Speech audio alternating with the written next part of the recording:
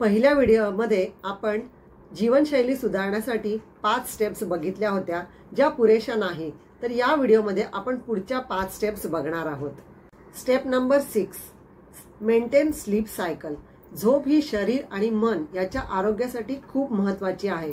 पण आजकालच्या धावपळीच्या जीवनामध्ये आपण प्रॉपर झोप घेत नाही. त्यामुळे थकवा येतो, चिडचिड होते आणि वजन देखील वाढतं. तर बायोलॉजिकल क्लॉक प्रमाणे रोज रात्री 10 वाजता झोपायचा वेळ फिक्स करा. त्यासाठी 1 तास आधी टीव्ही, गॅजेट, मोबाईल बंद करा. त्यामुळे तुम्हाला झोप चांगली यायला मदत होईल. झोपण्याच्या वेळेस अरोमा थेरपी किंवा गोड संगीत ऐकलात तर तुम्हाला रिलॅक्स वाटेल. Step number 7, manage stress and emotions. तणावामुळे अनेक आजाराला आमंत्रण मिळू शकतं. तणावामध्ये सतत राहिल्यामुळे अपचन, केस गळणं असे आजार होऊ शकतात. तसे हार्मोनल इम्बॅलन्स होऊ शकतं. तणाव कमी करण्यासाठी रोज 5 ते 10 मिनिटं मेडिटेशन करा, योगा करा, प्राणायाम करा. तसेच आपल्या भावना ह्या मित्रांसोबत व्यक्त करा, जर्नलिंग करा, योगासने करा. आज मी शांत आहे, आनंदी आहे असे सकारात्मक अफर्मेशन्सनी दिवसाची सुरुवात करा.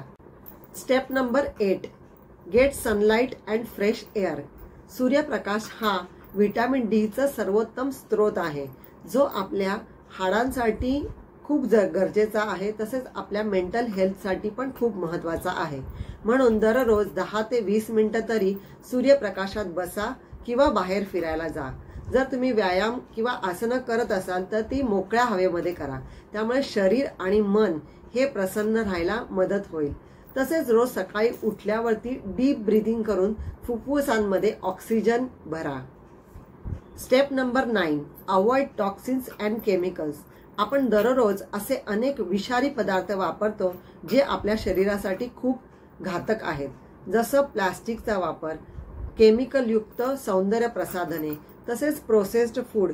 म्हणून एक कॉपर बॉटल स्वतःजवळ ठेवा, त्याच्यामध्ये पाणी भरा आणि ते दिवसातनं 2-3 वेळा तरी प्या, ज्यामुळे शरीरातील टॉक्सिन्स बाहेर पडायला मदत होईल. तसेच केमिकलयुक्त डिटर्जंटचा वापर करण्याच्या ऐवजी नैसर्गिक वस्तूंचा वापर करा. बाजारातील केमिकलयुक्त साबण, डिटर्जंट, परफ्यूम याच्या ऐवजी नैसर्गिक वस्तूंचा वापर करा. बऱ्याच प्रमाणात वापरल्या जाणाऱ्या पॅक फूडच्या ऐवजी घरचं ताजं अन्न खा. Step number 10, build strong immunity.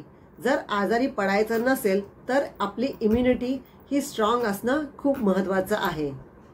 त्यासाठी जे किचनमध्ये स्पायसेस अवेलेबल आहे त्याचा वापर करा. तसेच आहारामध्ये हळद, गुळवेल, आलं, लसूण त्याचा वापर करा. घरगुती हर्बल काढा आणि हळदीचं दूध पिल्याने देखील रोगप्रतिकारक शक्ती सुधारते. तसेच योग, व्यायाम, प्राणायाम हे केल्याने शरीर आणि मन मजबूत आणि हेल्दी राहण्यासाठी मदत होते. तर आजची बोनस टिप, दररोज 1% सुधारणा करा. एका वेळेस खूप मोठा बदल करायची गरज नाही. दररोज 1% सुधारणा करा. 100 दिवसामध्ये तुम्ही 100% फरक जाणवाल. तर या स्टेप्स हळूहळू अंगीकारा आणि तुमच्या जीवनशैलीमध्ये बदल करा. तुम्हाला नक्कीच आरोग्य मिळायला मदत होईल. आणि ह्या महत्त्वाच्या गोष्टी जर तुम्हाला आवडल्या असतील तर माझ्या चॅनलला सबस्क्राईब करा आणि कमेंटमध्ये डन असं टाईप करा.